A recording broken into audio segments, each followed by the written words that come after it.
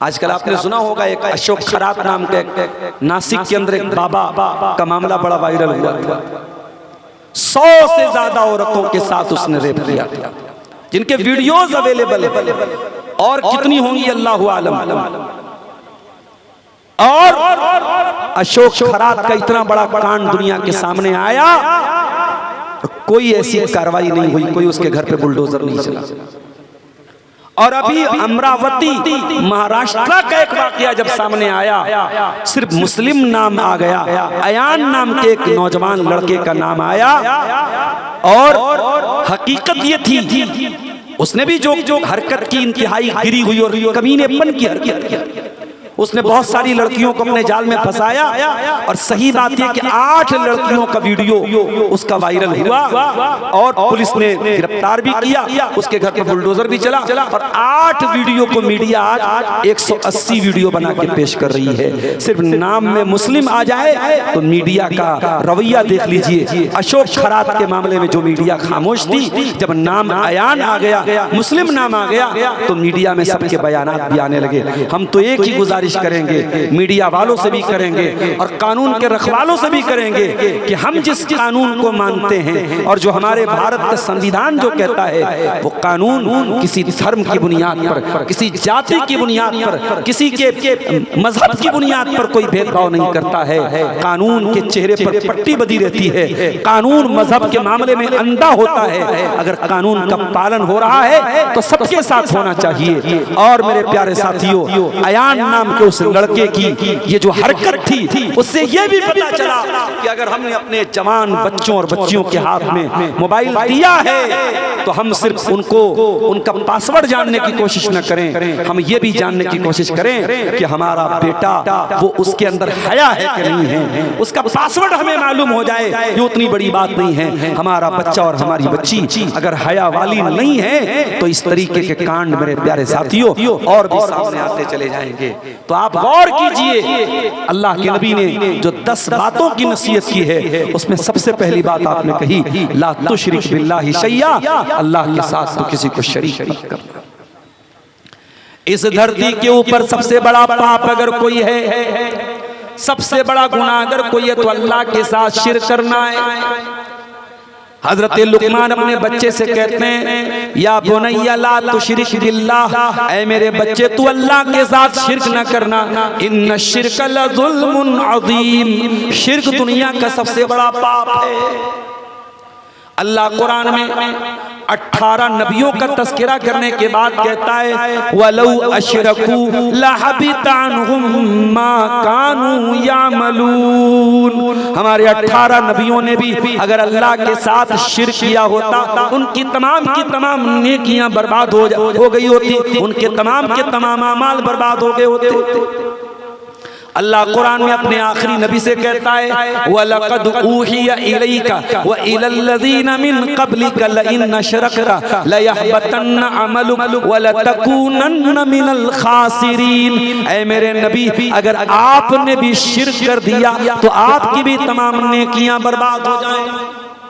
शिर्क तमाम नेकियों के लिए जहर का काम करता है। अगर इंसान हाजी है, नमाजी है, उम्रे कर चुका है, लेकिन अगर शिर्क करके दुनिया से जाता है और तौबा किए बगैर मर जाता है, उस इंसान की मग़फ़िरत नहीं हो सकती। अल्लाह ने ऐलान कर दिया कि मुशरिक के लिए जन्नत हराम है। इन्नहु मन युशरिक बिल्लाहि फ़क़द हर्रमल्लाहु अलैहिल जन्नह, जो अल्लाह ताला के साथ शिर्क करेगा उसका ठिकाना जहन्नम में, व मअवाहुन नार, उसका ठिकाना जहन्नम में, जन्नत उसके लिए हराम है। व मा लिज़्ज़ालिमीन मिन अंसार, और ऐसे जालिमों का कोई मददगार नहीं है। मेरे प्यारे साथियों, आज आपके झारखंड के बहुत सारे नौजवान हिंदुस्तान के मुख्तलिफ इलाकों में रहते हैं। कोई जयपुर में रहता है, कोई दिल्ली में रहता है, कोई मुंबई में रहता है, कोई कलकत्ता में रहता है। अगर अपने बच्चों को पैसा कमाने के लिए अगर अपना गांव छोड़ करके दूसरे शहर भेजते हो तो कम से कम उनकी बुनियाद को इतना मजबूत करके भेजो कि आपका बेटा दुनिया के किसी भी कोने में चला जाए, अल्लाह की जात के साथ वो शिर्क न करे, तो तौहीद पर कायम रहे, तौहीद पर जिए और तौहीद पर मरे। ये तरबियत मेरे प्यारे साथियों, ये भी हमारी जिम्मेदारी है, अपने बच्चों की वो तरबियत हम करें। कुरान करीम में अल्लाह ताला ने हजरत इब्राहिम की दुआ को बयान किया।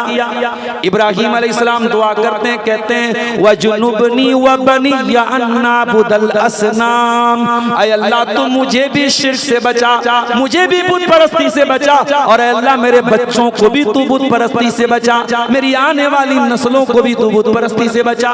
अगर इब्राहिम को अपनी औलाद का डर है, अगर इब्राहिम को अपनी आने वाली नस्लों का डर है, तो हमें और आपको तो और ज्यादा डरना चाहिए। अपने बच्चों का ईमान को बचा लो मेरे प्यारे साथियों। मैं नहीं कहता हर बच्चे को आलिम बना दो, हर बच्चे को हाफिज बना दो, मैं ये नहीं कहता। मैं आप अपने बच्चों को डॉक्टर भी बनाओ, आप अपने बच्चों को इंजीनियर भी बनाओ, आप अपने बच्चों को बिजनेसमैन भी बनाओ, कुछ भी बना दो, लेकिन बच्चे की बुनियाद को इतना मजबूत कर दो, बच्चा दुनिया के किसी भी कोने में चला जाए नबी की इस नसीहत पर अमल करे, ला तुशरिक बिल्लाहि शैया, अल्लाह के साथ कभी शिर्क मत करना। आइए पहले मैं हदीस का तर्जमा कर देता हूं, फिर हदीस में जो बातें बयान हुई हैं एक एक बात को हम समझने की कोशिश करें। वान मुआज़ इब्न जबल रज़ियल्लाहु अन्हु क़ाल, मुआज़ बिन जबल रज़ियल्लाहु तआला अन्हु कहते हैं औसानी रसूलुल्लाह सल्लल्लाहु अलैहि वसल्लम बिअशरि कलिमात,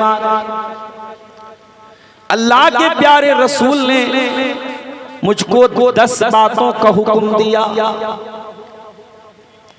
कौन सी 10 बातें थी? फरमाया ला तुशरिक बिल्लाहि शैया, ऐ मुआज़ बिन जबल तू अल्लाह के साथ किसी को शरीक न करना, तू शिर्क न करना। वइन कुतिलता व हुर्रिकता, तुझे कत्ल कर दिया जाए, तुझे जला दिया जाए, तब भी तू अल्लाह के साथ शिर्क मत करना।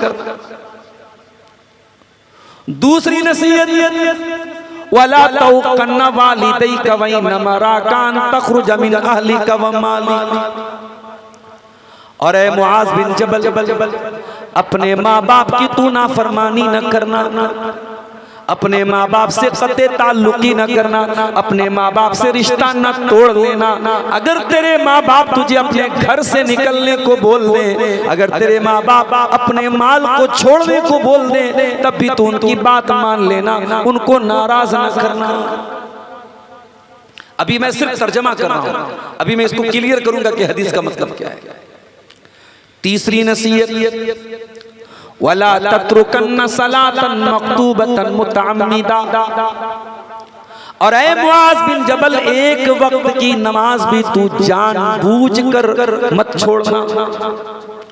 फ़इन्न मन तरका सलातन मक्तूबतन मुतअम्मिदा, एक टाइम की नमाज भी अगर कोई जानबूझ करके छोड़ता है फ़क़द बरियत मिन्हु ज़िम्मतुल्लाह, तो अल्लाह ताला की सुरक्षा से निकल जाता है, अल्लाह ताला की जिम्मेदारी से निकल जाता है, अल्लाह ताला की हिफाजत से निकल जाता है। चौथी नसीहत वला तशरबन्न खम्रा, और ऐ मुआज़ बिन जबल कभी शराब मत पीना, फ़इन्नहु रासु कुल्ली फ़ाहिशा, ये शराब हर बुराई की जड़ है। पांचवी नसीहत व इय्याका वल मासिया, और ऐ मुआज़ बिन जबल तू गुनाह से बचना, तू अल्लाह की नाफरमानी से बचना, तू पाप करने से बचना। फ़इन्न बिल मासियति हल्ला सख़तुल्लाह, इसलिए कि जब अल्लाह ताला की नाफरमानी होती है, जब गुनाह का काम होता है, जब पाप होता है, तो अल्लाह ताला का गुस्सा नाजिल होता है, अल्लाह की नाराजगी उतरती है। छठी नसीहत ऐ मुआज़ बिन जबल व इय्याका वल फिरार मिनज़ ज़हब, तू मैदान जंग से कभी पीठ फेर करके न भागना। व इन हलकन नास, अगर दुश्मन तुम्हें कत्ल भी कर रहा है, तुम्हारी जान के लाले पड़ रहे हैं, तुम्हारी जान जा रही है, ऐ मुआज़ बिन जबल उस सिचुएशन में भी तुम जंग के मैदान से मत भागना। सातवीं नसीहत, वइज़ा असाबन्नास मुतानुन व अंत फीहिम फस्फस, और ऐ मुआज़ बिन जबल अगर कभी लोगों के ऊपर कोई ऐसी बीमारी आ जाए जो मौत की चपेट में लोगों को लेके जा रही है, कोई वायरस फैल जाए, कोई वबा फैल जाए, कोई जानलेवा बीमारी फैल जाए, तो तू जमीन को छोड़ के मत भागना, तू वहीं पर रहना, उस इलाके को, उस सरजमीन को छोड़ के मत भागना। आठवीं नसीहत, व अनफिक अला इयालिक मिन तौली, अपने बच्चों पर, अपने परिवार पर अल्लाह ताला ने जितना नवाजा है उस हिसाब से अपने बाल बच्चों पर भी खर्च करना। नवी नसीहत, वला तरफा साकानुहुम अदबा, और ऐ मुआज़ बिन जबल अपने परिवार को, अपने बाल बच्चों को अगर दीन सिखाने के लिए, उनकी तरबियत करने के लिए अगर छड़ी का इस्तेमाल भी करना पड़े, अगर मारना पड़े, अगर पीटना पड़े, तो उससे भी तुम पीछे मत रहना। और आखिरी नसीहत 10वीं, व अखिफहुम फिल्लाह, और ऐ मुआज़ बिन जबल अपने घर वालों के दिल में अल्लाह ताला का डर पैदा कर देना। ये है उस हदीस का एक मुख्तसर सा ट्रांसलेशन कह लीजिए, अनुवाद कह लीजिए, तर्जमा कह लीजिए, जो मैंने हदीस पढ़ी थी आपके सामने, उस हदीस का ये तर्जमा है। इस हदीस में अल्लाह के नबी ने 10 बातों का हुक्म दिया है, और अगर हम बहुत लंबी तकरीर न सुन करके, रात भर जलसे न सुन करके, सिर्फ इस एक हदीस पर अमल कर लें और इन 10 बातों पर अमल कर लें, इंशाअल्लाह बहुत सारे मसले हल हो जाएंगे, बहुत सारी बुराइयां खत्म हो जाएंगी। हदीस के रावी कौन है? मुआज़ बिन जबल रज़ी अल्लाह अन्हु। ये वो सहाबी हैं जो 18 साल की उम्र में इस्लाम लाए थे। 18 साल की उम्र में हमारा नौजवान मोबाइल पर बैठ करके वीडियो गेम खेलता रहता है। 18 साल का नौजवान लड़कियों से चैटिंग करता रहता है। 18 साल का नौजवान नशा कर रहा है। 18 साल का नौजवान आवारा गर्दी कर रहा है। 18 साल की उम्र में मुआज़ बिन जबल रज़ी अल्लाह ताला अन्हु इस्लाम कबूल करते हैं, और 2 साल के बाद इस्लाम की पहली लड़ाई होती है, जिसको हम जंगे बद्र कहते हैं। उस जंगे बद्र में अल्लाह के प्यारे नबी के साथ जो 313 सहाबे किराम थे, उन 313 में 20 साल का एक नौजवान भी था जिसका नाम मुआज़ बिन जबल था। बहुत कम उम्र में ईमान लाए, और 38 साल की उम्र में इनका इंतकाल हो गया। इतनी कम उम्र उन्होंने पाई थी, जवानी में ईमान लाए, बुढ़ापे के पहले इंतकाल हो गया। लेकिन इतना बड़ा मकाम और मर्तबा है मुआज़ बिन जबल का, अल्लाह के प्यारे नबी फरमाते हैं, मेरी उम्मत के अंदर हलाल और हराम की सबसे ज्यादा जानकारी अगर कोई रखता है तो मुआज़ बिन जबल रखते हैं। आपने फरमाया कुरान सीखना है तो 4 लोगों से सीखो। उन 4 लोगों में एक नाम मुआज़ बिन जबल का भी है।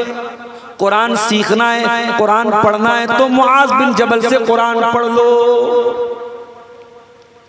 एक मर्तबा अल्लाह के नबी मुआज़ बिन जबल को यमन भेज रहे थे, यमन का गवर्नर बना करके भेज रहे थे, और अल्लाह के प्यारे नबी पैदल चल रहे थे और मुआज़ बिन जबल ऊँटनी के ऊपर सवार थे।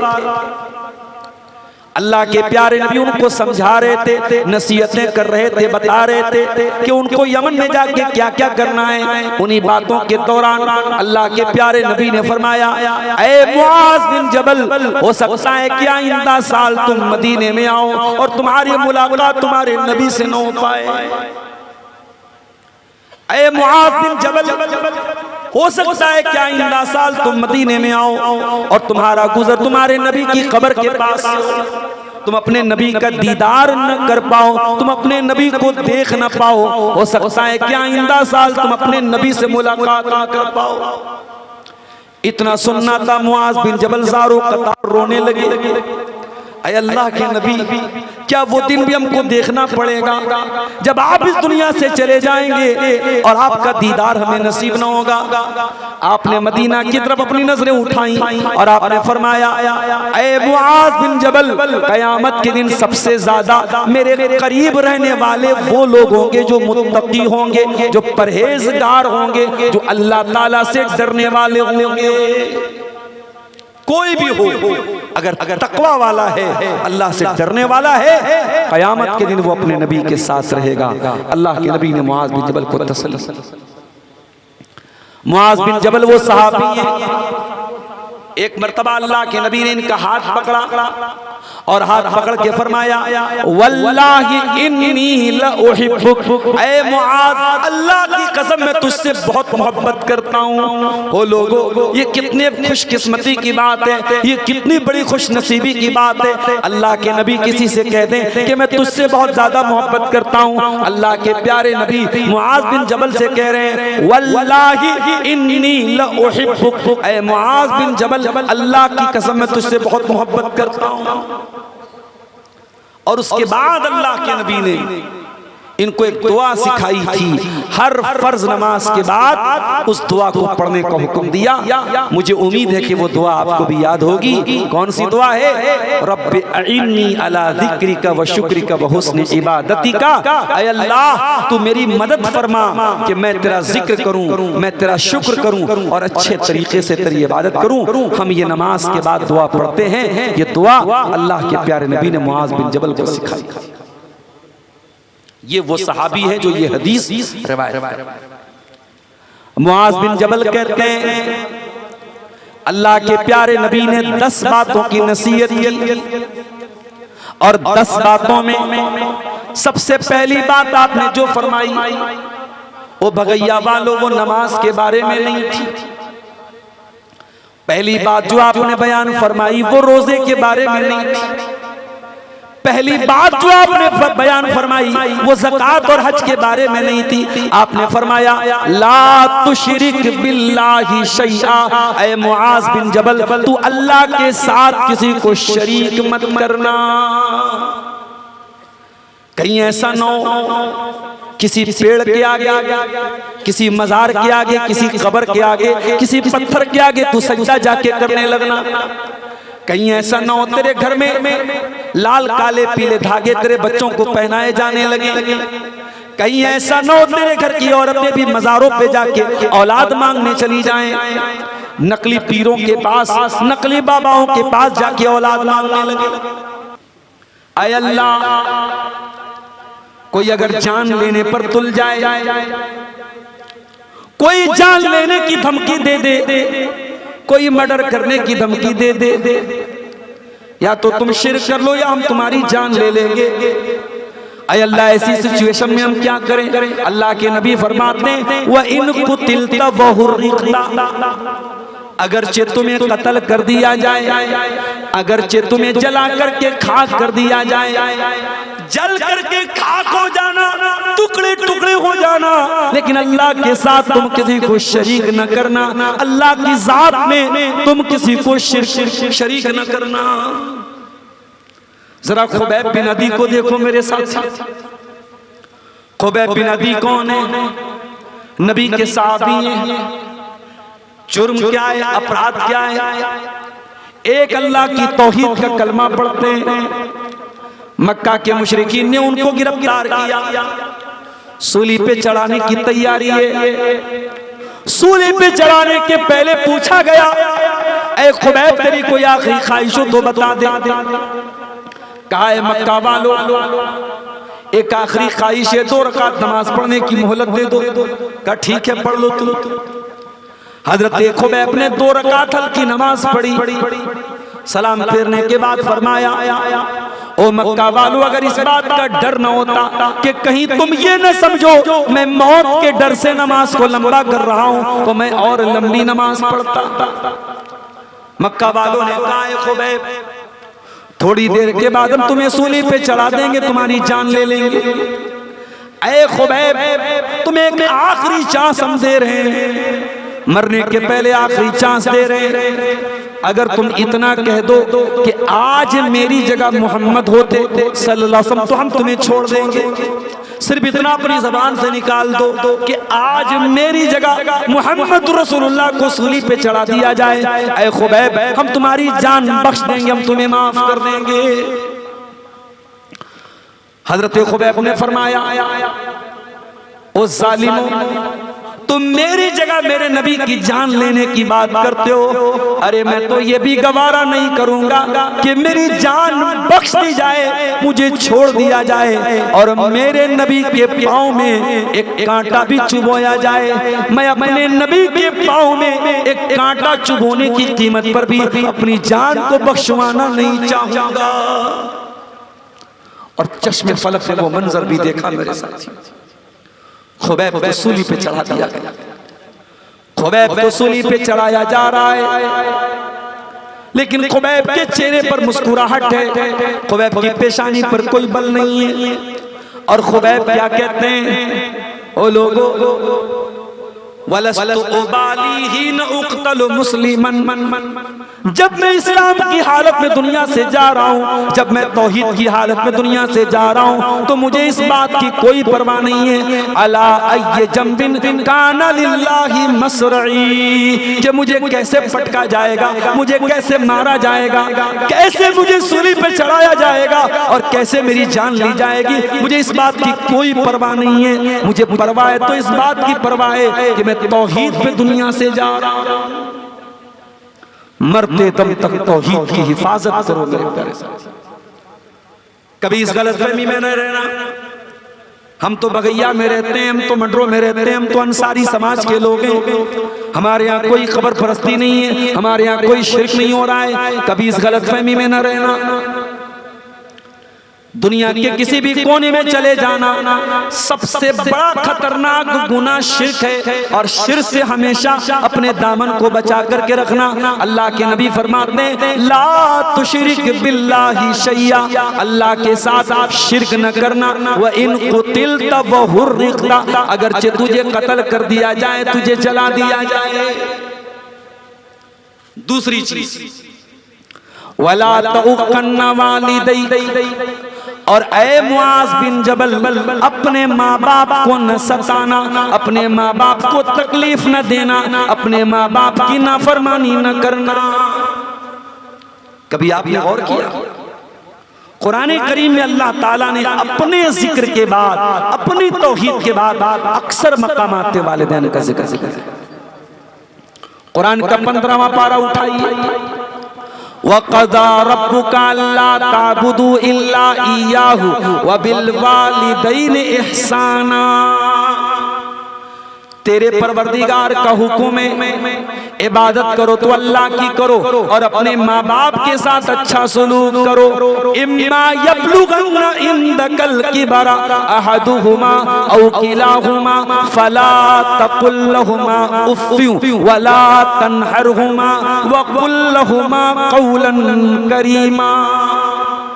तुम्हारे माँ बाप में से कोई एक तुमको बुढ़ापे में मिल जाए, माँ मर गई बाप मिल गया, बाप मर गया माँ मिल गई, कोई एक तुमको मिल जाए तो ज्यादा ख्याल रखना, दोनों मिल जाए तब भी ख्याल रखना, उनको उफ भी न कहना, उनसे डांट करके बात न करना, उनसे अदब से बात करना, तमीज से बात करना। बहुत बड़ी हस्ती होती है माँ की हस्ती। अल्लाह न करे किसी की माँ को ये दिन देखना पड़े कि माँ बिस्तर पे पाखाना करे और बेटे को साफ करे। अगर कभी वो दिन आ भी जाए और बेटा बहुत फर्मा बरदार है, बेटा माँ से बहुत मोहब्बत करता है, बेटा अपनी माँ की गंदगी साफ कर रहा है। दुनिया कहती है बड़ा बड़ा अच्छा बेटा है, बड़ा नेक बेटा है।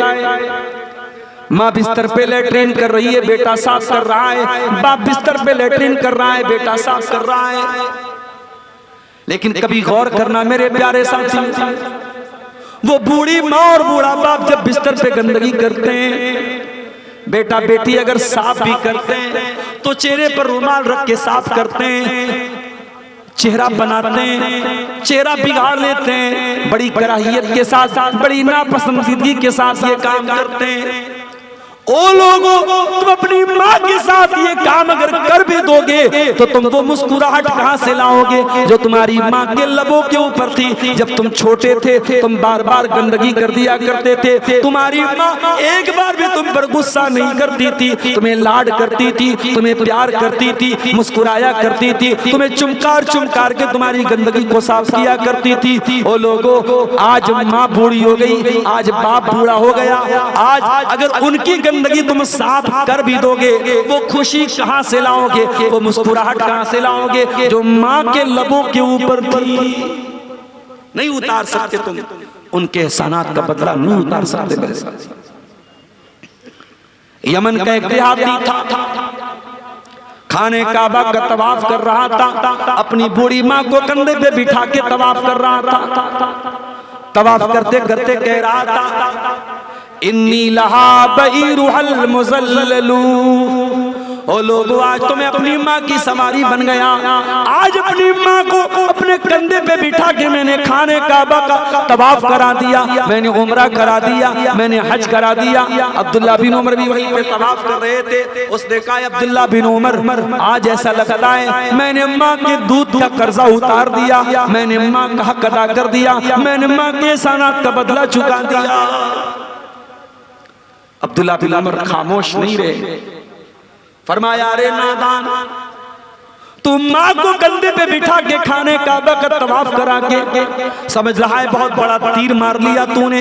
वला बेज़फ़रतिन वाहिदा, अरे तेरी माँ ने जब तुझको जन्म दिया था, माँ ने जब तुझको पैदा किया था, पैदाइश के टाइम, तुझे जन्म देने के टाइम, तेरी माँ की जबान से, तेरी माँ के मुंह से जो दर्द भरी आवाज निकली थी, जो चीख निकली थी, जो आवाज निकली थी, अभी तो तूने उस आवाज का भी हक अदा नहीं किया। ये होती है माँ। माँ का एहतराम करो, बाप का एहतराम करो मेरे साथी। इमाम अबू हनीफा रहमतुल्लाह अलैह इतने बड़े इमाम हैं, दुनिया को दीन सिखाते हैं। उनकी माँ उनके पास आती है, अय अबू हनीफा, इस मसले का जवाब जाकर के उमर बिन ज़र से पूछ किया। उमर बिन ज़र उस दौर के एक आलिम थे जो इमाम अबू हनीफा के शागिर्दों में से थे। इमाम अबू हनीफा उनके पास पहुंचे, अय उमर बिन ज़र, मैं आपके पास आया हूं मसला पूछने। उन्होंने कहा, क्या बात करते हैं, आप हमारे उस्ताद हैं, आप हमारे पास मसला पूछने आए। कहा, मेरी माँ की ख्वाहिश यही है, मेरी माँ की तमन्ना यही है, मेरी माँ इस मसले में मेरा फतवा नहीं मांग रही, आपका फतवा मांग रही है, इसलिए मैं आपके पास आया हूं। इमाम हैवा बिन शुरैह बहुत बड़े मुहद्दिस थे, हदीस पढ़ा रहे थे, दर्स दे रहे थे। तमाम तलबा बैठे हुए हदीस पढ़ने वाले। उनकी माँ आती है और कहती है, ऐ हैवा, जा करके मुर्गी के बच्चों को दाना दे के आ जा। मुर्गी का दरबा खोल के मुर्गी को दाना दे के आ। तलबा हैरान रह गए, हमारे उस्ताद से कैसा काम कराया जा रहा है, हमारे शेख से कैसा काम कराया जा रहा है। उस्ताद ने इशारा किया, खामोश रहो। खामोशी से उठे, मुर्गी का दरबा खोला और मुर्गी को चारा देने के बाद वापस आके हदीस पढ़ाने लगे। ओ लोगों, ये बड़े बड़े इम्मा का हाल था, उन्होंने माँ का एहतराम करना हमें सिखाया है। अल्लाह के नबी फरमाते, वला तउक्कन वालिदै, अपने माँ बाप की नाफरमानी मत करना। और अगर तुम्हारे माँ बाप तुमसे ये कहें कि अपने घर को छोड़ दे, अपने माल को छोड़ दे, तब भी तू उनकी बात मान। आप कहेंगे, मौलाना साहब ये तो बड़ी नाइंसाफी की बात है। माँ बाप अगर ये कह दे बीवी को तलाक दे दो, तो क्या तलाक दे दी जाए? ये तो गलत बात हो जाएगी। लेकिन मैं कहता हूं अगर माँ बाप वाकई में किसी सही वजह से बोल रहे हैं तलाक दे दो, किसी शरई बुनियाद से बोल रहे हैं, जैसे इब्राहिम अलैहिस्सलाम ने अपनी बहू के बारे में कहा था, जो बहू नाशुक्री थी, जो बहू अल्लाह ताला का शुक्रिया अदा नहीं करती थी। इब्राहिम अलैहिस्सलाम ने कहा था कि तुम्हारा शौहर आ जाए तो कह देना कि अपने दरवाजे की चौखट को बदल लेना। हजरत इस्माइल ने अपने बाप की बात समझ गए वो कि मेरे बाप का इशारा ये है, दरवाजे की चौखट जो होती है वो बीवी होती है। दरवाजे की सबसे अहम चीज दरवाजे की चौखट होती है। अगर चौखट ही खराब हो तो पूरा घर खराब हो जाता है। अगर बीवी गड़बड़ हो, औरत गड़बड़ हो तो पूरा घर खराब हो जाता है। अल्लाह के नबी सल्लल्लाहु अलैहि वसल्लम की हदीस से ये भी पता चला कि औरत घर में चौखट की तरह है। इब्राहिम अलैहिस्सलाम के कहने पर उनके बेटे ने तलाक दी। इसीलिए उलमा कहते हैं कि हर बाप के कहने पर बेटा अपनी बीवी को तलाक नहीं देगा। ऐसा नहीं है खाने में नमक ज्यादा हो जाए, खाने में मसाला ज्यादा हो जाए, बीवी कोई मन मर्जी का काम ना करे और शौहर तलाक दे दे अपने माँ बाप के कहने पर, ऐसा नहीं है। वाकई में अगर बाप इब्राहिम के जैसा हो और इब्राहिम के जैसा बाप अगर अपने बेटे से कहता है कि बेटा तू अपनी बीवी को तलाक दे दे, तो बेटे को तलाक दे देना चाहिए। वही नमराकान तखरुज मिन अहलिका व मालिक, अल्लाह के नबी फरमाते हैं अगर तुम्हारे माँ बाप तुमसे ये कहें अपना माल छोड़ दे तो माल का मोह मत करना, माल का लालच मत करना, माल छोड़ देना, माल छोड़ करके चले जाना, माँ बाप को नाराज मत करना। इतनी ताकीद है माँ बाप की फरमाबरदारी की, इतनी ताकीद है माँ बाप के साथ हुस्न सलूक की। मेरे प्यारे साथियों, आज हमारे समाज में कितने लोग हैं जो माँ बाप को रुलाते हैं। हाँ, मैं ये भी कहूंगा सिक्के के दोनों पहलुओं पर हमारी नजर होनी चाहिए। अगर समाज में ऐसी औलाद है जो माँ बाप को रुलाती है तो ऐसे वालिदैन भी समाज में हमको मिलेंगे जो अपनी औलाद को रुलाते हैं, जो औलाद के साथ नाइंसाफी करते हैं, जो लड़के लड़कियों की शादी में ताखीर करते हैं, जो लड़के लड़कियों की तरबियत में कोताही करते हैं। अभी हम उस पर भी बात करेंगे। अल्लाह के नबी ने ये दूसरी बात कही कि खबरदार अपने माँ बाप की नाफरमानी मत कर। और आगे बढ़िए, तीसरी नसीहत वला तत्रुकन्न सलातन मक्तूबतन मुताम्मिदा। और ए मुआज बिन जबल, एक वक्त की नमाज भी तू जानबूझ करके मत छोड़ना, इसलिए कि एक टाइम की नमाज भी जो जानबूझ करके छोड़ता है फकद बरियत मिनहु ज़िम्मतुल्लाह, अल्लाह ताला की हिफाजत से निकल जाता है। पता ये चला जो पांचों टाइम की नमाज पढ़ता है वो अल्लाह ताला की सुरक्षा में आ जाता है, वो अल्लाह ताला की सिक्योरिटी में आ जाता है। और जो एक टाइम की नमाज भी जानबूझ करके छोड़ता है वो अल्लाह ताला की सिक्योरिटी से बाहर निकल जाता है। आज हमारा हाल क्या है? रात भर जलसा सुनते हैं और सुबह फजर की नमाज में ही गायब हो जाते हैं। मस्जिदों की कमी नहीं है हमारे गांव में, कमी है तो नमाजियों की कमी है। मेरे प्यारे साथी, मस्जिद जो बना ली शब भर में ईमान की हरारत वालों ने, मन अपना पुराना पापी था बरसों में नमाजी बन न सका। और ये भी याद रखो, जिस समाज में नमाज के मामले में लापरवाही होगी वहां नशा भी पाया जाएगा, वहां ज़िना भी पाया जाएगा, वहां शराब भी पाई जाएगी, वहां हरामकारी भी पाई जाएगी। एक नमाज एक ऐसी चीज है जो बहुत सारी बुराइयों को कंट्रोल करती है। इसीलिए अल्लाह कुरान में कहता है अक़ीमिस्सला, नमाज कायम करो, इन्नस्सलाता तन्हा अनिल फ़हशाई वल मुनकर, ये नमाज तुमको बेहयाई से रोकती है, ये नमाज तुमको बुराई से रोकती है। कुरान का 16वां पारा उठाओ, सूरह मरियम में अल्लाह फरमाता है फ़ख़लफ़ मिन बादिहिम ख़ल्फ़ुन अदाउस्सलाता, नबियों के जाने के बाद ऐसे नालायक लोग आए जिन्होंने नमाजों को बर्बाद किया, वत्तबउश्शहवात, और जिन्होंने ख्वाहिशात की अंधी पैरवी की, फसौफ यल्क़ौन गय्या, ऐसे लोग जहन्नम में डाले जाएंगे। जो ख्वाहिशात की अंधी पैरवी करेगा वो जहन्नम की आग में डाला जाएगा। मेरे प्यारे साथियों, नमाज की पाबंदी कीजिए। अल्लाह के नबी ने एक टाइम की नमाज छोड़ने पर ये नतीजा बताया है कि अल्लाह ताला की हिफाजत से इंसान निकल जाएगा। और आगे बढ़िए, चौथी नसीहत, वला तशरबन खमरा, और खबरदार शराब मत पीना, फ़इन्नहु रासु कुल्लि फ़ाहिशा, ये शराब हर गंदगी की जड़ है। शराब पी लिया इंसान ने, नशे में है, अब वो किसको टच कर देगा, क्या बोल देगा, कौन सी गाली बक देगा, किसका मर्डर कर देगा। अभी आपने देखा अररिया का फॉरबिसगंज का वो लाइव वीडियो बना है, सरेआम किस तरीके से एक इंसान दूसरे इंसान का सर काट के, एक मुसलमान, शायद वो ऑटो ड्राइवर था, उसका जो है उसने सर धड़ से अलग कर दिया। सर अलग रखा हुआ है, धड़ अलग रखा हुआ है, मेन रोड पर। ये आपके झारखंड से बहुत दूर नहीं, अररिया का इलाका, फॉरबिसगंज का इलाका।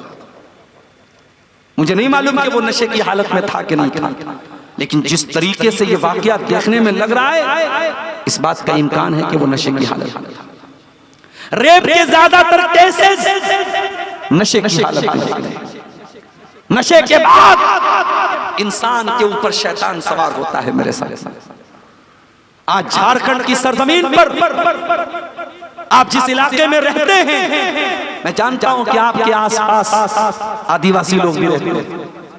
अभी हम लोग एक मर्तबा सड़क पे चल रहे थे, आदिवासियों की कोई शादी थी। हमारे इसी झारखंड के इलाके के भाई हमारे साथ बैठे थे, उन्होंने कहा मौलाना इनकी औरतें भी शराब पीती, मर्द और औरत सब नशे में धुत थे और नाच रहे थे, बीच रोड पे नाच रहे हैं। अब उनको ज्यादा हम छेड़ भी नहीं सकते, हमको जाना भी है, वो हमारी भाषा भी नहीं समझते, बड़ा कभी कभी मसला पैदा हो जाता है। इस इलाके में जहां शराब का इतना चलन है, मेरे नौजवानों, आपकी जिम्मेदारी और बढ़ जाती है। जब गुनाह आसान हो जाए, जब गुनाह आसानी से मिल रहा हो, उस माहौल में गुनाह से अपने दामन को बचाना ये मुश्किल होता है। मेरे प्यारे साथ, आप नेपाल की सरजमीन पे चले जाएं, वहां भी शराब बहुत आम है। चाय के होटल में आप चाय पीने चले जाए, वहां भी शराब बिक रही है। किसी होटल में खाना, यहाँ तक कि मुस्लिम होटल में मैं गया खाना खाने, जिसका मालिक मुस्लिम था, वहां भी देखा मैंने शराब रखा हुआ है। अल्लाह रहम करे, अल्लाह माफ करे। इस कदर आसान है और इस कदर आम है वहां पे शराब। मेरे प्यारे साथियों, शराब इस्लाम की नजर में सिर्फ हराम नहीं है, शराब हर बुराई की जड़ है। और इसीलिए अल्लाह के नबी फरमाते हैं, जो शराब पीता है, जो नशा करता है, अल्लाह ताला अयस्कियहुल्लाहु मिन तीनतिल खबाल, अल्लाह ताला शराबी आदमी को, नशा करने वाले इंसान को अल्लाह ताला जहन्नमियों का पीप और मवाद पिलाएगा। तूने दुनिया की वो गंदी चीज पी थी, अब आखिरत में भी तू गंदी चीज पिएगा। हाँ, दुनिया में अगर तू शराब से बचता, उस शराब से दूर रहता, तो अल्लाह ताला तुझको जन्नत की शराब पिलाता। जन्नत की शराब में न तो कोई चक्कर आएगा, न उसको पीने के बाद इंसान बहकेगा, न उसका दिमाग खराब होगा। जन्नत की शराब भी पाक शराब होगी, शराबन तहूरा, पाक शराब होगी जन्नत की।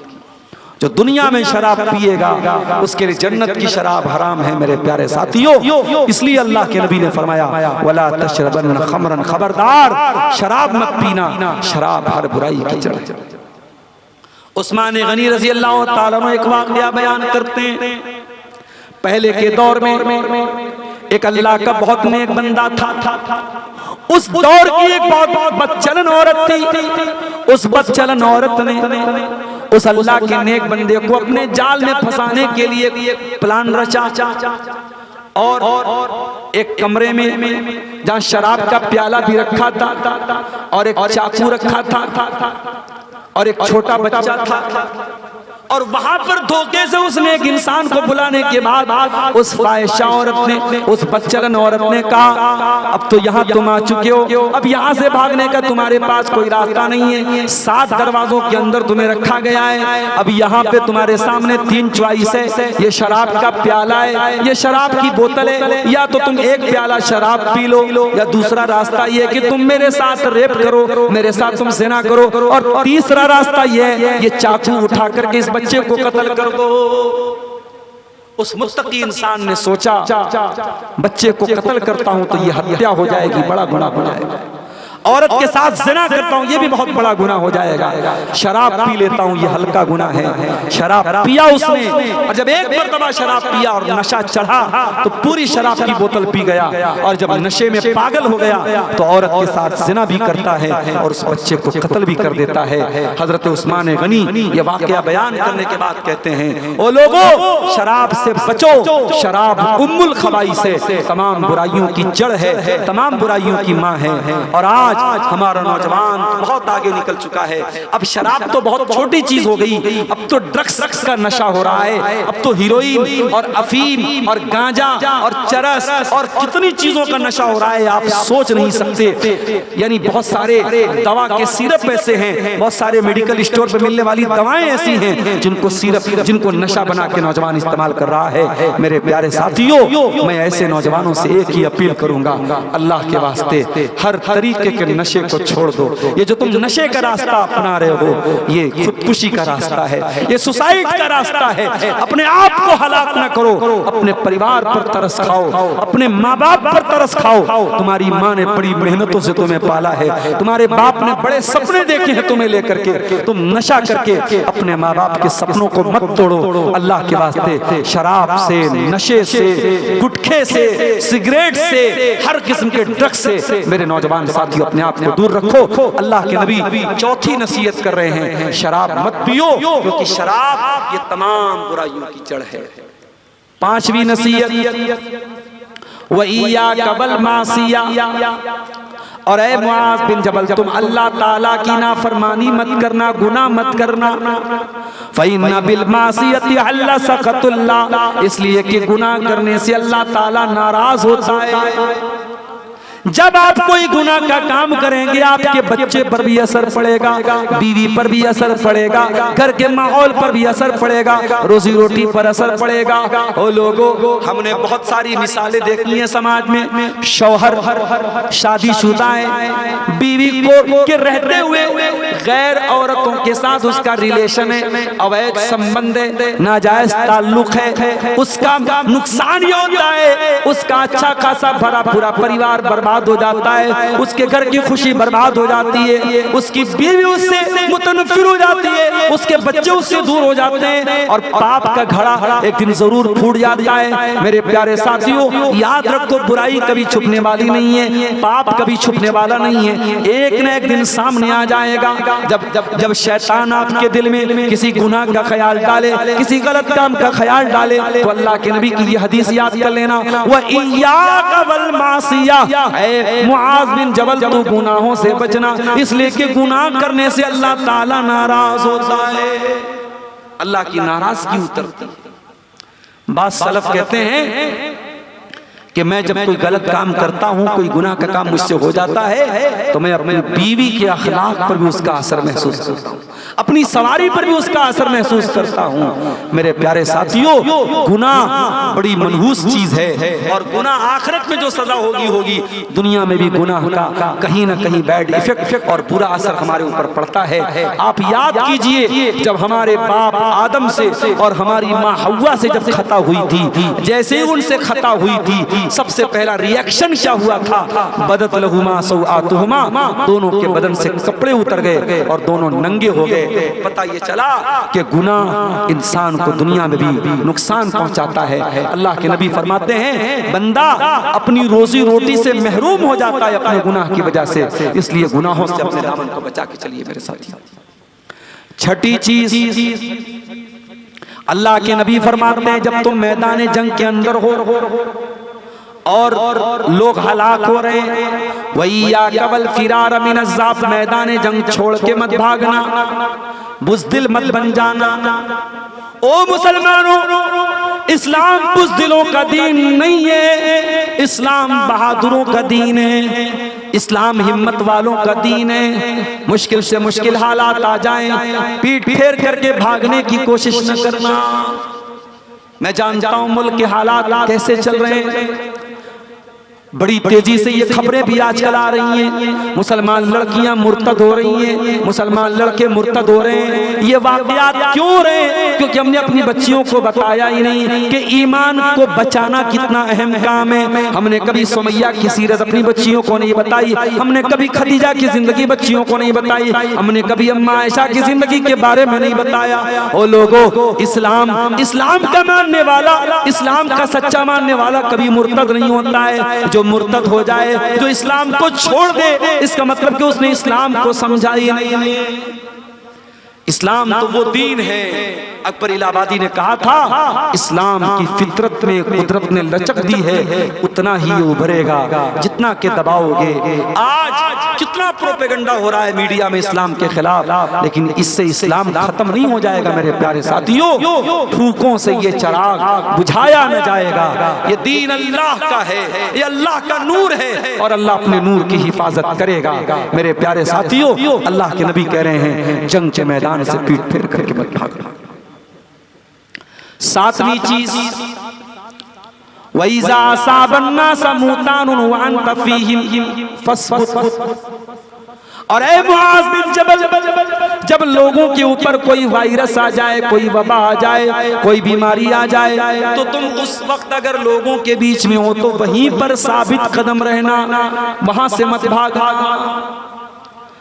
पता ये चला इस्लाम इन्फेक्शन फैलाने से मना करता है। जिस बीमारी से इन्फेक्शन फैलने का डर हो, उस बीमारी को हमें दूसरों तक पहुंचाने की हर कोशिश से अपने आप को बचाना। जैसे किसी को टीबी की बीमारी हो जाए तो डॉक्टर बोलते हैं टीबी के मरीज का तौलिया अलग होना चाहिए, उसका कपड़ा अलग होना चाहिए, क्योंकि टीबी की बीमारी बहुत तेजी से फैलती है। तो जो बीमारियां इन्फेक्शन है जिनके अंदर, अगर उसमें से कोई बीमारी आपको हो गई है, अल्लाह के नबी मेडिकल का एक उसूल बता रहे हैं कि इन्फेक्शन वाली बीमारी अगर आपको हो जाए तो उस बीमारी में आप जहां पर हैं वहीं पर रहिए, दूसरों को अपना वायरस मत फैलाएं। जो लोग सिगरेट पीते हैं, बीड़ी पीते हैं, डॉक्टरों का कहना है कि बीड़ी पीने वाला, सिगरेट पीने वाला जितना अपने आप को नुकसान पहुंचाता है, उससे ज्यादा अपने आसपास के लोगों को नुकसान पहुंचाता है। तो इस हदीस में बीड़ी पीने वाले भी आ गए, सिगरेट पीने वाले भी आ गए कि अल्लाह के वास्ते कोई ऐसा काम मत करो जिससे दूसरों को तकलीफ पहुंचे। अल्लाह के नबी ने फरमाया, जब तुम इस हालत में हो कि कोई वबा फैली हुई है, कोई इन्फेक्शन फैला हुआ है, तो तुम वहीं पर रहो, उस जगह को छोड़कर। आठवीं चीज, वो अनफिकाला इयालिका मिन तौली। और ऐ मुआज़ बिन जबल, तू अपने घर वालों के ऊपर अपनी इस्तिताअत के मुताबिक खर्च किया कर। इस्लाम अगर फजूल खर्ची से मना करता है तो इस्लाम कंजूसी से भी मना करता है। आपको अल्लाह ताला ने अगर नवाजा है, अपनी बीवी को अच्छा कपड़ा भी पहनाओ, अपनी बीवी को अच्छा खाना भी खिलाओ, अपने बच्चों को अच्छा खाना भी खिलाओ। मेरे प्यारे साथियों, चमड़ी चली जाए तमड़ी न जाए, वो मिजाज अगर किसी का है तो कान खोल के सुन ले, ये मिजाज इस्लाम का नहीं है। इस्लाम अगर फजूल खर्ची के खिलाफ है तो इस्लाम कंजूसी के भी खिलाफ है। अल्लाह के नबी तो यहाँ तक फरमाते हैं कि अगर आप अपनी बीवी को खाना खिलाते हैं उस पर भी आपको सवाब मिलेगा। अगर अल्लाह को राजी करने के लिए हत्तल लुक़मतल्लती तज़व्वा फी इमरातिक, अगर अपनी बीवी के मुंह में अगर आप लुक़मा भी डालते हैं, खाना भी खिलाते हैं, उस पर भी मेरे प्यारे साथियों आपको सवाब मिलेगा।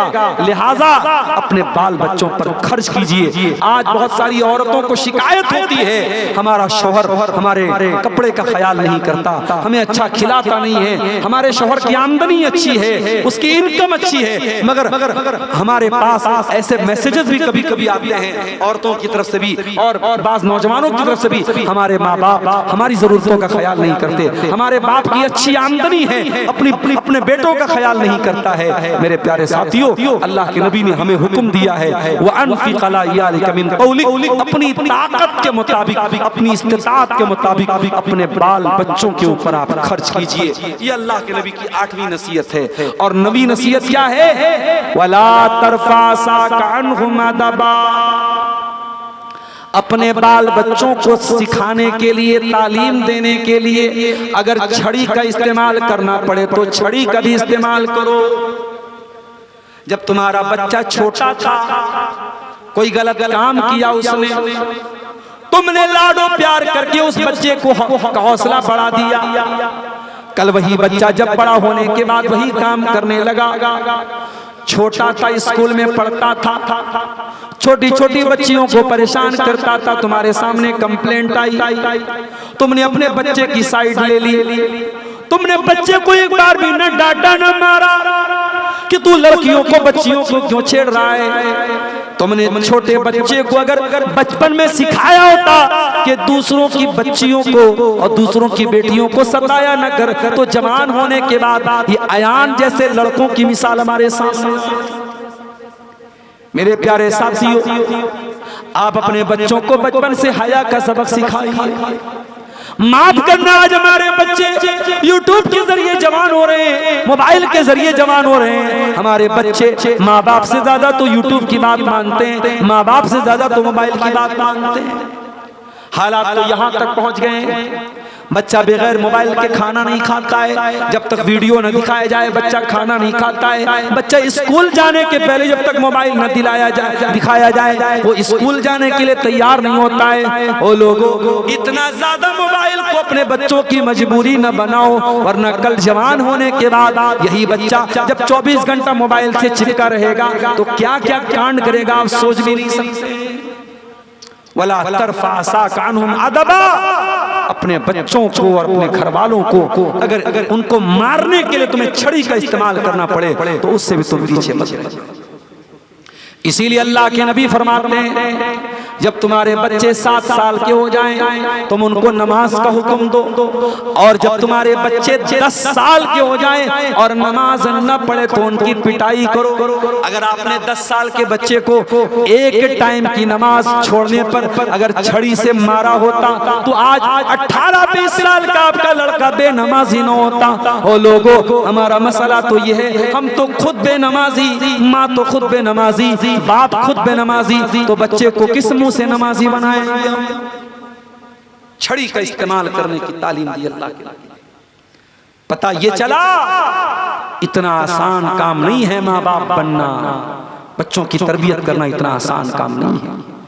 मेरी प्यारी माँ बहनों, ये जवान लड़कियां जो आज बेपर्दगी कर रही हैं, बेहयाई कर रही हैं, ऐसा तो नहीं है कि जब वो घर से कपड़ा पहन करके निकली थी उनकी माँ के ऊपर, उनकी माँ की आंख पर पट्टी बंधी हुई थी, माँ भी देख रही थी मेरी बेटी किस हालत में घर से निकल रही है, बाप भी देख रहा था मेरी बच्ची किस हालत में घर से निकल रही है। बेटी जवान हो चुकी है, बेटी 15-16 साल की लड़की हो चुकी है, जवान लड़की बेपर्दा सज सवर करके लिपस्टिक लगा करके मेकअप करके निकल रही है। अगर माँ बाप को कोई एतराज नहीं है और माँ बाप ने निकलने की इजाजत दी है, इसका मतलब ये हुआ कि माँ बाप खुद अपनी बच्ची को बेहया बना रहे हैं। ये कुछ सवालात हैं। वला तरफा साका अन्हुम अदबा, अपने बच्चों की तालीम और तरबियत में अगर छड़ी का इस्तेमाल करना पड़े तो पीछे मत हटना। ये अल्लाह के नबी की 9वीं नसीहत है मेरे साथ। और 10वीं नसीहत क्या है? वअखिफहुम फिल्लाह, अपने बच्चों के दिल में अल्लाह का डर पैदा करो। हो लोगों, आज मीडिया वाले लाख जहर फैला रहे हैं अयान के खिलाफ, और अयान के जरिए पूरी मुस्लिम कम्युनिटी के खिलाफ जहर फैला रहे हैं। लेकिन हमें भी तो ये सोचना पड़ेगा कि काश हमने अपने बच्चों की तालीम और तरबियत पर तवज्जो दी होती, हमने उनके दिल में अल्लाह का डर पैदा किया होता, हमने बताया होता कि दूसरों की बहन बेटियों की इज्जत के साथ खेलना ये इस्लाम में हराम है, ये बच्चों को सिखाया होता तो शायद ये हालात ना आते। वो अखिफहुम फिल्लाह, अपने बच्चों के दिल में अल्लाह का डर पैदा करो। मेरे प्यारे साथियों, अपने बच्चों को बताओ हलाल क्या है, हराम क्या है, जायज क्या है, नाजायज क्या है। अल्लाह के प्यारे नबी मस्जिद में बैठे हुए हैं और 5 साल का आपका नवासा हजरत हसन रजी अल्लाह तआला अन्हु मस्जिद में आते हैं और वहीं पे ज़कात की खजूर रखी हुई है और एक खजूर मुंह में उठाते हैं और मुंह में डालने लगते हैं। अल्लाह के नबी की नजर पड़ती है, अल्लाह के नबी चाहते डायरेक्ट खजूर छीन के फेंक देते, मगर बच्चे को की तरबियत इससे न होती। आपने उस 5 साल के बच्चे से कहा, बेटा थूक दे, बेटा निकाल दे। अमा शऊरत अन्ना लाना कुल सदका, ऐ मेरे बच्चे क्या तू नहीं जानता तू मोहम्मद का नवासा है, तू मोहम्मद रसूलुल्लाह का बेटा है, तू मेरे अहले बैत में से है और मोहम्मद रसूलुल्लाह के अहले बैत के लिए ज़कात की रकम हराम है, हम ज़कात की कोई चीज नहीं खा सकते, बेटा इस खजूर को निकाल दे। अल्लाह के नबी 5 साल के बच्चे को हलाल और हराम के बारे में बता रहे हैं। आपका लड़का 20 साल का हो गया, आपकी लड़की 20 साल की हो गई, आपने कब उसको हलाल और हराम के बारे में बताया है। मेरे प्यारे साथियों, ये नबी की नसीहत, इसको गिरे बांध लीजिए, इसको पल्ले बांध लीजिए। वो अखिफहुम फिल्लाह, अपने बच्चों के दिल में अल्लाह का डर पैदा कीजिए। ये 10 नसीहतें हैं जो सोने के हरूफ से लिखे जाने के काबिल हैं। इन 10 नसीहतों पर अगर हम अमल कर लें, इंशाअल्लाह हमारे घर का माहौल भी अच्छा हो जाएगा और बहुत सारी बुराइयों से हमारा समाज बच सकता है। अब आइए चंद सवाल आए हैं, जल्दी जल्दी इनका जवाब देकर के हम बात खत्म करते हैं। जानवर को ज़बह करते वक्त 3 मरतबा बिस्मिल्लाह कहना कैसा है? 3 मरतबा कहने की कोई ज़रूरत नहीं है। अल्लाह के नबी से एक ही मरतबा बिस्मिल्लाह कहना साबित है। बिस्मिल्लाह अल्लाहु अकबर पढ़ करके आप जानवर को ज़बह कर दें, 3 बार की कोई ज़रूरत नहीं। मेरी बीवी शिर्क करती है और मेरी बात नहीं मानती है तो उसको अपने निकाह में रखना कैसा है? अगर वाकई में खुल्लम खुल्ला ऐसा कोई काम कर रही है जो शरीयत की नज़र में शिर्क है तो बीवी से कहिए कि वो तौबा करे। अगर वो तौबा नहीं करती है तो फिर उस बीवी को निकाह में नहीं रखना चाहिए। शिर्क से बड़ा कोई पाप नहीं है और शिर्क को कॉम्प्रोमाइज नहीं किया जाएगा। बीवी शिर्क कर रही है और आप उसको नजरअंदाज करें, यह मुनासिब नहीं है। शिर्क से बड़ा कोई पाप नहीं है, उसको समझाइए, उसको तौबा की दावत दीजिए। अगर नहीं मानती है तो फिर आप उससे जुदाई इख्तियार कर लीजिए। कौन कौन सी नमाज में सलाम फेरने के बाद अल्लाहु अकबर और अस्तगफिरुल्लाह पढ़ सकते हैं? फर्ज नमाजों के बाद, हर फर्ज नमाज के बाद अल्लाहु अकबर, अस्तगफिरुल्लाह, अस्तगफिरुल्लाह, अस्तगफिरुल्लाह और बाकी जितने अज़कार और दुआएं हैं वो सब पढ़ना है। सुन्नत नमाजों के बाद मेरे इल्म में साबित नहीं है। अगर कोई आदत बनी है और किसी की ज़बान से निकल गया अल्लाहु अकबर, अस्तगफिरुल्लाह, तो वो अलग बात है। लेकिन जो अल्लाह के नबी की सुन्नत है, जो मामूल है, जो तरीका है, वो ये है कि फर्ज नमाजों के बाद अल्लाहु अकबर, अस्तगफिरुल्लाह, अस्तगफिरुल्लाह कहा जाए। क्या सुन्नत नमाज में सूरह फातिहा के बाद क्या लिखा है? चारों रकात में सूरा मिला सकते हैं? मिला सकते हैं। सुन्नत में क्या, फर्ज में भी मिला सकते हैं। फर्ज नमाज जैसे आप जोहर की नमाज पढ़ रहे हैं तो जोहर की नमाज में आप तीसरी रकात और चौथी रकात में सूरह फातिहा के साथ कोई और सूरत भी पढ़ सकते हैं। अगर आप सिर्फ सूरह फातिहा पढ़ें तो वो ज्यादा बेहतर है, वही आम तरीका था अल्लाह के नबी का। लेकिन तीसरी और चौथी रकात में भी अल्लाह के नबी ने कभी कभी सूरतों को भी मिला के पढ़ा है, लिहाजा आप मिला के पढ़ सकते हैं। सुन्नत में भी पढ़ सकते हैं, फर्ज में भी पढ़ सकते हैं, कोई हर्ज की बात नहीं। जिसका शौहर नमाज नहीं पढ़ता है, क्या उसकी बीवी उसके निकाह में रह सकती है? देखिए, बाज़ उलमा ने तो यानी अगर कोई शख्स नमाज नहीं पढ़ता है तो उसको काफिर करार दिया, और काफिर है तो फिर बीवी निकाह में भी नहीं रह सकती, ऐसा कुछ उलमा का फतवा है। लेकिन जो सही बात है वो ये है कि अगर कोई इंसान नमाज नहीं पढ़ता है सुस्ती की वजह से, लेकिन नमाज को मानता है कि हाँ नमाज फर्ज है, उसकी अहमियत को मानता है, लेकिन अपनी सुस्ती और काहली की वजह से नमाज नहीं पढ़ता है, तो वो इंसान बहुत बड़ा गुनहगार है लेकिन काफिर नहीं है। और जब मुसाफिर नहीं है तो निकाह बाकी रहेगा, बीवी निकाह में रहेगी। लेकिन बीवी को चाहिए कि अपने शौहर को हर तरीके से, देखिए औरत बहुत कुछ मनवा सकती है शौहर से, वो प्यार के जरिए, गुस्से के जरिए, अपनी अदाओं के जरिए बहुत कुछ शौहर से मनवा सकती है। अगर शौहर बेनमाजी है तो बीवी अगर तुल जाए तो शौहर को नमाजी बना सकती है, लेकिन इस बुनियाद पर निकाह खत्म हो जाएगा, ऐसा मसला नहीं। हाँ, अगर किसी का शौहर इनकार कर दे, वो नमाज को मानता ही ना हो, नमाज को फर्ज, तो फिर वो इंसान इस्लाम से खारिज हो जाएगा और फिर निकाह भी टूट जाएगा। 4 रकात वाली नमाज में सुन्नत हो या फर्ज, दूसरी रकात में दरूद शरीफ पढ़ सकते हैं।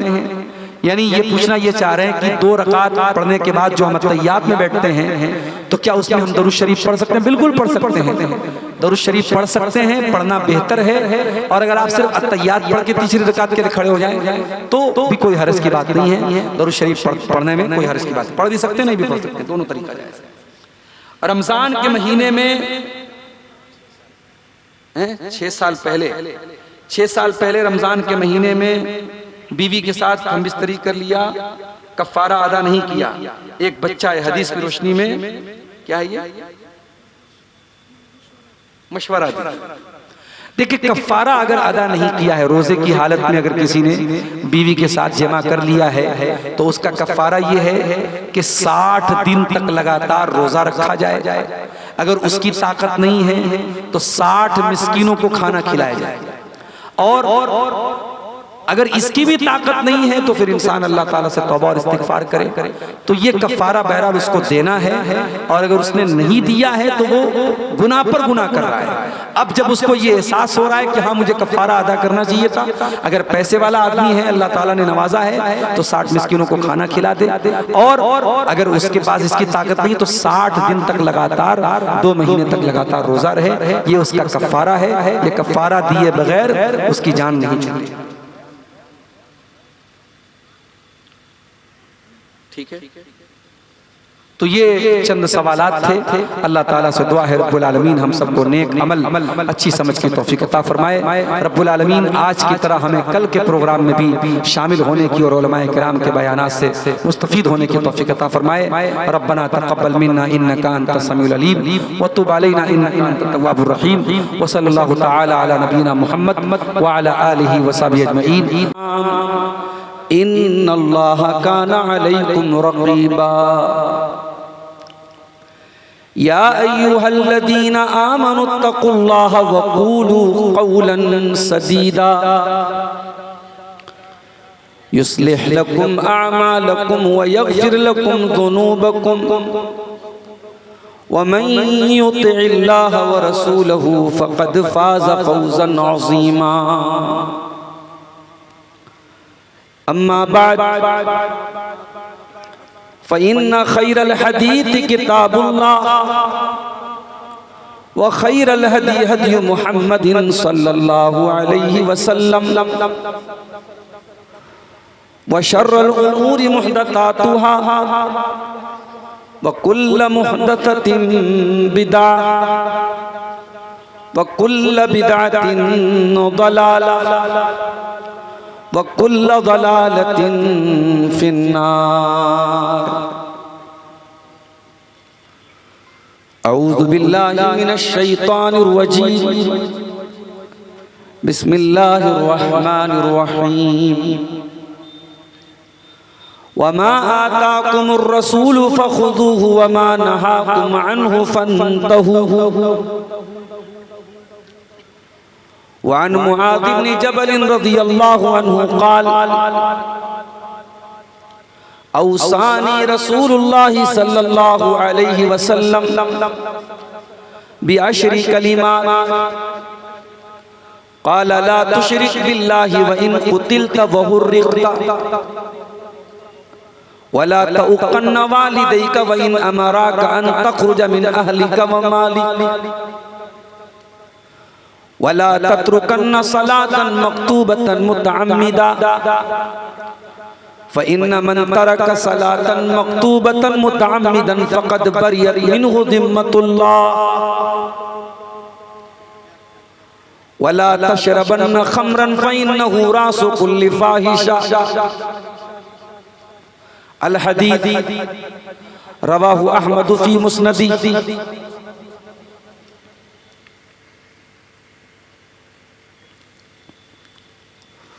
सुकूने क़ल्ब की खातिर तेरा दीदार काफ़ी है।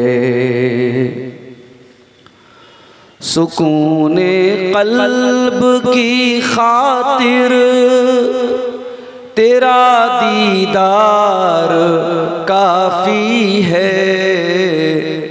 जबीने खाक में हो बस यही मेयार काफ़ी है।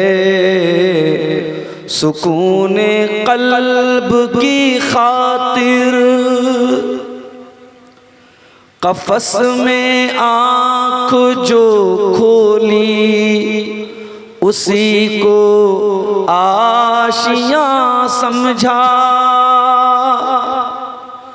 कफ़स में आँख जो खोली उसी को आशियाँ समझा।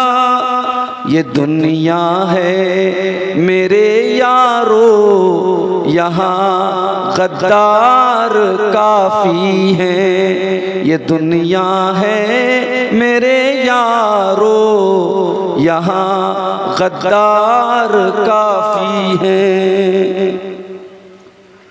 दरूने दिल बहुत से राज रखे हैं छुपा कर पर। दरूने दिल बहुत से राज रखे हैं छुपा कर पर। जो लिख डाला है शेरों में वही इजहार काफ़ी है। सुकूने क़ल्ब की खातिर तेरा दीदार काफ़ी है। न हूरों की तमन्ना है नहीं गिलमान की चाहत। न हूरों की तमन्ना है नहीं गिलमान की चाहत। मेरी प्यासी निगाहों को तेरा दीदार काफ़ी है। मेरी प्यासी निगाहों को तेरा दीदार काफ़ी है। मोहतरम उलमाए किराम, बुजुर्गों और दोस्तों, नौजवान साथियों, माँओं और बहनों, प्यारे बच्चों, रात के तकरीबन 2:30 बज रहे हैं। मेरी तकरीर का जो वक्त था वो 1:30 बजे से था, लेकिन आने में कुछ ताखीर हुई और आज के आखिरी मुकर्रिर मौलाना जर्जीस साहब सिराजी हफिज़हुल्लाह, जिनको मेरे बाद तकरीर करना था, मेरी ताखीर से आने की वजह से वो पहले तकरीर करके चले गए। और अब ये आखिरी वक्त, वो भी 2 दिन का जलसा, सबको मालूम है कल भी जागना है। बहुत सारे लोग शायद इशा के बाद से ही बैठ करके तकरीर सुन रहे थे। उनका सब्र और उनका बर्दाश्त का मादा जवाब दे गया। बहुत सारे लोग चले भी गए, लेकिन जो हजरात भी बैठे हैं पिंडाल के नीचे, मैं उनके जज्बे को सलाम करता हूँ। और आपके दिलों में जो मोहब्बत है कुरान और हदीस को सुनने की, उलमा को सुनने की, उस जज्बे को मैं सराहता हूँ, उस जज्बे की कदर करता हूँ। और अल्लाह से दुआ करता हूँ, रब्बुल आलमीन, जिस तरीके से तूने हमें रात के 2:30 बजे भगैया के इस प्रोग्राम में, 2 रोज़ा प्रोग्राम में, तू आज हमें तूने जमा होने की तौफीक बख्शी है। हमने मुख्तलिफ उलमा के बयानात सुने हैं, शेख जरजीत साहब का खिताब अभी आपने सुना, उनके पहले शेख फजलुर रहमान साहब, शेख इमामुल इस्लाम असरी साहब और दीगर बहुत सारे उलमा के खिताब आपने सुने हैं। अल्लाह ताला से मैं दुआ करता हूँ रब्बुल आलमीन हमें उन तमाम उलमाए किराम की बातों को जिनको हमने सुना है उन पर अमल करने की तौफीक अता फरमाए, और कहने और सुनने से ज़्यादा रब्बुल आलमीन हमें अमल करने वाला बनाए, हमारे अंदर अमल का जज्बा पैदा फरमाए।